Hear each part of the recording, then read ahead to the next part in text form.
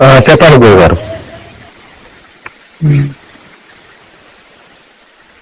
Hello.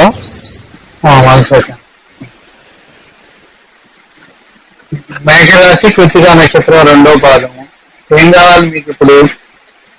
మీకు వచ్చేటప్పుడు శని మహాదశ నడుస్తుంది, ప్రారంభమైంది పోయిన సంవత్సరమే. శని మహాదశ నడుస్తుందా అండి? శని మహాదశ ప్రారంభమైంది పోయిన సంవత్సరం నుంచి. శని మహాదశ అంటే మీరు 8వ స్థానము 9వ స్థానం, ఆయుష స్థానము పితృ స్థానానికి సంబంధించినవి ప్రభావం చూపిస్తాయి. అది అలాగే కొంచెం కొద్దిగా ఉద్యోగం మీద కూడా ప్రభావం చూపిస్తాయి. ఆ 3 నెలలకు ప్రభావం చూపిస్తాయి. కానీ ఇంకా 18 సంవత్సరాల పాటు ఉంటుంది. ఈ 2015 నుండి నాకు ఆర్థిక ఇబ్బందులు చాలా ఎక్కువగా అయినది. ఇప్పుడు పక్షవాతంతో బాధపడుతూ ఇంట్లో కూర్చొని ఉన్నాను, ఏ పని చేయకుండా ఉన్నది. అందుకని మీకు జాతక పరిశీలన చేయమని కాల్ చేశాను నేను. ఇప్పుడైతే అనుకూలమైన కాలం బిగిన్ 15 నెలల పాటు ఉంటది. మీరు ఏదన్నా మంచి కార్యక్రమాలు అవన్నీ చేసుకుంటే బాగా ఉంటది. అంత ముందెలా ఉన్నాయి, ఇక్కడ నుంచి రన్నింగ్ ఉంటది. శని మహాదశ అయినా సరే మంచిగా జరుగుతుంటది. మీకు 10వ స్థానంలో ఉన్నాడు శని. కొంచెం ఫస్ట్ ఇబ్బందులు తలెత్తినా కూడా తర్వాత బాగా ఉంటాయి. జన్మ రాశిలో జన్మలో పుట్టినప్పుడు మాత్రం 11వ స్థానంలో ఉందని ఇచ్చారు కదా. ఉన్నది 10వ స్థానంలో ఉంది. మీ లగ్నం మిథున లగ్నం 10వ స్థానంలో ఉన్నది. 10వ స్థానంలో ఉంటే వ్యాపారము ఉద్యోగం వాటికి సంబంధించింది. అది కొంచెం స్లోగా నడుస్తుంటది కానీ బలమైంది. అలాగే ఖాళీగా ఏం కూర్చోబెట్టరు. మరి మీరు ఖాళీగా ఉంటున్నారంటే అది మీకు మరి ఏం చేస్తారు? పక్షవాతంతో ఖాళీగానే ఉంటున్నా, అందుకనే ఇబ్బందులతోటి మీకు డేట్ ఆఫ్ బర్త్ లో ప్లేస్ అవన్నీ పంపించాను అన్నమాట. ఇప్పుడైతే అనుకూలమైన రోజులు ఉన్నాయి. చిన్నగా మే నెల నుంచి అనుకూలమైన పరిహారములు ఏముండవు. మనం పని చేసుకుంటే పరిహారం. జ్యోతిష్యం ఏం చేస్తుందంటే మీకు బాగుందా టైం బాగోలేదో చెప్పుద్ది.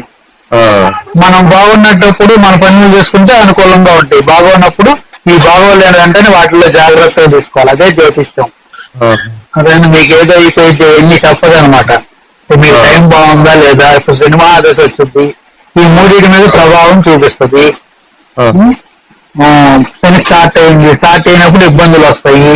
అలా కాలం గడిచే కొద్దీ ఇబ్బందులు తొలగించుకుని వెళ్తా ఉంటాయి. కొన్ని కర్మఫలాలన్నింటినీ కలగబెట్టడానికి వస్తుంది సినిమా దశ. మనం చేసిన తప్పులు ఎప్పులన్నీ ఎత్తి చూపించి ఇబ్బందులు కలుగజేసి మనలో పశ్చాత్తాపాన్ని కలుగజేసి అదివరకు అలా చేసాం ఈసారి అలా చేయకూడదు, అదివరకు అలా వెళ్ళి దెబ్బ తిన్నాం ఈసారి అలా వెళ్ళకూడదు అని తెలుసుకొని తర్వాత మళ్ళీ మంచి కార్యక్రమాల వైపు వెళ్ళి నిలబడతారు నిదానంగా. అది గుర్తుపెట్టుకొని మీరు చేసుకోవాలి ఏదన్నా. అది ఏదైనా నీలం పెట్టుకుంటే బాగుంటుందా? అవన్నీ నీలం పెట్టుకుంటే ఏం పని కావాల. నీలం పెట్టే డబ్బులు బట్టి మీరు ఏదన్నా ఎవరికన్నా మంచిగా ఆహార పదార్థాలు దానం చేయండి. ఆ నీలం ఏమీ చేయదు, అవన్నీ కూడా మోసం అన్నమాట. మీరు నీలం పెట్టుకుంటాము, దానాలు చేయటము, నువ్వులు దానం చేయటం మోసం అనమాట.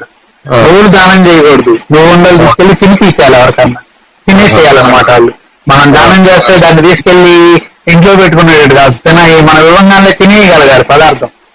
అట్లా దానం చేయాలి. సినిమా దశ నడుస్తుంది, నువ్వు ఉండలు అట్లాంటివి చేయించేస్తే చేసి ఎవరికన్నా పెడితే తినేసేయాలి. అవి అంతే. పంతులు గారికి ఇవ్వాలని రూల్ ఏం లేదు. ఎవరు తినేస్తారో అక్కడ ఇచ్చేసేయాలన్నమాట. అలాగే మీరు కూడా నువ్వులు తినాలి. నువ్వులు తినలేదనుకోండి మనకి ఇట్లాంటి సంబంధమైన ప్రాబ్లమ్స్ అన్ని వస్తాయి. సినిమా స్టార్ట్ అవ్వగానే ఫస్ట్ మోకాళ్ళ నొప్పుల నుంచి బిగిన్ అవుతుంటాయి అనమాట. ఆ మోకాళ్ళ నొప్పుల నుంచి బిగినే ఒక్కొక్క పార్ట్కి ఇబ్బందులు వస్తాయి. అందుకని నువ్వులు దానం చేయమని కాదు అర్థం. మీకు సినిమా దశ రాబోతుంది, నీ శరీరంలో ఇట్లాంటి తేడాలు వస్తాయి, ఆ పదార్థాన్ని నువ్వు తినాలి అని అర్థం అనమాట. అది మీకు జ్యోతిష్యులు ఏం చేస్తారు, దానం చేసేయండి పంతులు గారికి అంటారు. మీరు ఇప్పుడు నువ్వులు తీసుకెళ్లి పంతులు గారు దానం చేయగానే ఆయన నువ్వులు తీసుకెళ్లి మళ్ళీ ఆ పక్కన ఉన్న శివాలయం బయట ఉన్న కొట్లోనే అమ్మేస్తాడు. మీరేమో 400 పెట్టుకుంటారు, 200 పెట్టి ఆయన 100 రూపాయలకి మళ్ళీ అక్కడికి వెళ్ళి అమ్మేస్తాడు. అదేనా అది తినడు కదా ఆయన. అదే మీరు నువ్వు ఉండలు తీసుకెళ్లారు 200 రూపాయలు పెట్టి ఆ గుళ్ళో 4 పెంచేశారు తినేస్తారు. అలాగే మీరు కూడా కొన్ని తినేసేయాలి. అప్పుడు మనలో ఉన్న ఆహార పదార్థం మన ఆలోచన విధానాన్ని మార్చుద్ది, మన ఆరోగ్యాన్ని కాపాడుద్ది అనమాట. అది దాని విధానం. అలాగే నీలం పెట్టారనుకోండి ఏమి జరగదు, పిచ్చిరాళ్ళు అనమాట. నీలం పెడితే మీరు శనిగ్రహ బలం కోసం పెడతారు, ఆ శనిగ్రహ శక్తిని అసలు రాని కాదు. నీలం అంటే ఏంటి అర్థం? ఎక్కడో ఎన్నో లక్షల కిలోమీటర్ల దూరం నుంచి వస్తున్న శనిగ్రహ శక్తిని కూడా మీలోకి రానిది. అది ఇంకొంచెం ప్రాబ్లమ్స్ వస్తాయి, వాళ్ళకి తెలియదు, అవి అమ్మేవాడికి కూడా తెలియదు. ఎందుకంటే జ్యోతిష్యం తెలియదు. చాలా మందికి అర్థమైందా? నీలం రంగు పెడితే నీలం రంగు రాయి పెట్టారనుకోండి, మీకు శని బలం కోసం అంటాడు, ఉన్న శని బలం కూడా రాదనమాట. మీకు లక్షల కిలోమీటర్ల దూరం నుంచి నువ్వు ఒక సూర్య కిరణాలు వస్తున్నాయి అనుకో, నువ్వు బొడుగు అడ్డం పెడితే మీకు వస్తుందా? రాదు. ఈ నీలం పెడితే కూడా అదే, ఆ సూర్యగ్రహం నుంచి ఒక శక్తి వస్తుంది.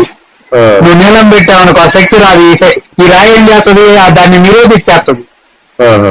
వీడికి తెలియదు కదా జ్యోతిష్యుడు, పెడితే వచ్చుద్ది అనుకుంటాడు వాడు పాపం. ఎందుకంటే వాళ్ళంతా చదువుకున్నాడు కాదు, చాలా మంది పరిగ్రహాలు చదువుతారు. అదేనా? జ్ఞానం ఉన్నోళ్ళు ఎవరు ఉండరు. జ్ఞానం ఉన్నోళ్ళు అయితే ఆ రాళ్ళు పెట్టుకోండి, ఈ తొలగండి, ఈ దారాలు కట్టుకోండి, ఈ పూజలు చేయండి అని చెప్పరు. ఇప్పుడు నేను చెప్పా కదా, నీకు మంచి జరుగుద్ది, చెడు జరుగుద్ది, ఆ ప్రభావాలు వాటి మీద ప్రభావం ఉంటది, మీరు జాగ్రత్తగా ఆ విషయాల్లో ఉండాలి అనే విషయాలుగా చెబుతారు. అలా చెబితే మీకు నచ్చరు కదా, వాళ్ళకి డబ్బులు ఇవ్వరు కదా, అందుకని వాళ్ళు మీ చేత ఖర్చు పెట్టించి ఇంకో పని చేస్తే అది మీకు తృప్తిగా ఉంటుందని అవి చేపిస్తుంటారు. వాటి వల్ల ఉపయోగాలు ఏమి ఉండవు. ఓకేనా? ఓకే. అయితే దశమ స్థానంలో రవిలో, నవమ స్థానంలో ఏమో ఇది ఇచ్చారు కదా, బుధగ్రహం ఇచ్చారు కదా. ఉన్నారు, వాళ్ళు ఉన్నారు. వాటి ప్రభావం ఎలా ఉంది? వాటి ప్రభావం ఇప్పుడు మీరు చేసుకునేది ఏం లేదు. మీకు శని దశ ఉంది కదా, ముందు ఆ ప్రభావం మీ మీద ఇప్పుడు ఇంక పనిచేస్తుంది. ఇప్పుడు ఆ దశలు వచ్చినప్పుడు వాటి ప్రభావం, ఇప్పుడు ఏ దశ అయితే నడుస్తుందో ఆ ప్రభావం మీ మీద ఉంటది. ఎండాకాలం ఉందనుకోండి, మన మీద ఏ ప్రభావం చూపిస్తుంది? ఇప్పుడు వడదెబ్బ కొట్టడం, టెంపరేచర్ ఎక్కువ ఉంటాయి కదా. ఇప్పుడు మీ మీద శనిగ్రహ ప్రభావం ఎక్కువ ఉంటది. శనిగ్రహ ప్రభావం అంటే మీ స్థానం 8వ స్థానం, 9వ స్థానం, మీ ఆయుష్కి సంబంధించిన స్థానం, అంటే ఆరోగ్యానికి సంబంధించిన జాగ్రత్తలు తీసుకోవాలి. 9వ స్థానం పితృ సంబంధమైన జాగ్రత్తలు తీసుకోవాలి. తండ్రి ఉన్నారనుక ఆరోగ్యం బాగుందా లేదో చూసుకోవాలి, లేదా ఆయనతో గొడవలు వస్తే ఆ గొడవలు సర్దుమాట అయ్యేలా చూసుకోవాలి. తండ్రికి సంబంధించిన ఆస్తివాస్తులు గొడవలు ఉంటే ఏమన్నా వస్తాయి. ఇట్లాంటివన్నీ కూడా ఇప్పుడు ఎగ్జిక్యూషన్ లోకి వస్తాయి. అది అలాగే ఆ శని 10వ స్థానం మీద ఉన్నాడు కాబట్టి వ్యాపారం, ఉద్యోగం విషయాల మీద కూడా ప్రభావం చూపిస్తుంది. అది గుర్తుపెట్టుకోవాలి మీరు. అర్థమైందా? మిగతా అన్నిటితో మీకు ఇప్పుడు సంబంధం ఏమీ లేదు. ఇప్పుడు దశ జరుగుతుంది. అలాగే గోచారంలో గురువు మీకు అనుకూలంగా ఉంటే పనులు జరుగుతాయి. మీకు వృషభ రాశి కాబట్టి మే నెల నుంచి గురువు అనుకూలంలోకి వస్తాడు. మే నెల నుంచి గురువు అనుకూలంలోకి వస్తాడు. మీరు ఆ మే నెల నుంచి అనుకూలం ఉంటుంది. ఈ నెల రేపు నెల జాగ్రత్తగా ఆలోచించుకొని మీరు ప్లాన్ చేసుకుంటే మే నెల నుంచి కొంచెం బాగుంటాయి. శని దశ వచ్చాడంటే మంచి పనులకు మాత్రమే మంచిది. మనం ఏ చిన్న చెడు తలపెట్టినా కూడా అది మనకే చెడు, ఇది గుర్తుపెట్టుకోవాలి. అదేందా? ఏంటంటే పోలీస్ స్టేషన్ లో మనం ఉన్నట్టు అక్కడికి వెళ్ళి నేరాలు చేయకూడదు కదా. అవునవును. మనం మంచి వాళ్ళని నిరూపించుకోవాలి ఆడ. ఇప్పుడు మీకు అలాంటి దశ అనమాట శని దశ అంటే. ఓకేనండి? ఓకే, థ్యాంక్ యూ గురువు గారు. ఓకే, గుర్తుపెట్టుకోండి. కొంచెం ఓం శని నమః అనే మంత్రాన్ని, ఓం గ్రామ్ దత్తాత్రేయ అది చేసుకోండి. ఆ ఉంగరాలు నీలాలు కాదు.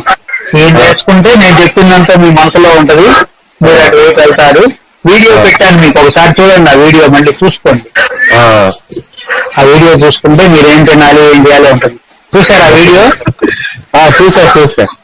ఇంకోసారి చూడండి. చూస్తే ఉపయోగం లేదు, ఏమన్నా ఆచరించుకుంటేనే ఉపయోగం ఎవరికైనా. చూసింది నింది ఎవరికి ఉపయోగం ఉండదు. ఆచరించుకున్నోడికే మనం ముందుకు వెళ్తారు కదా. ఓకే ఓకే, థ్యాంక్ యూ గురువు గారు. సలహా.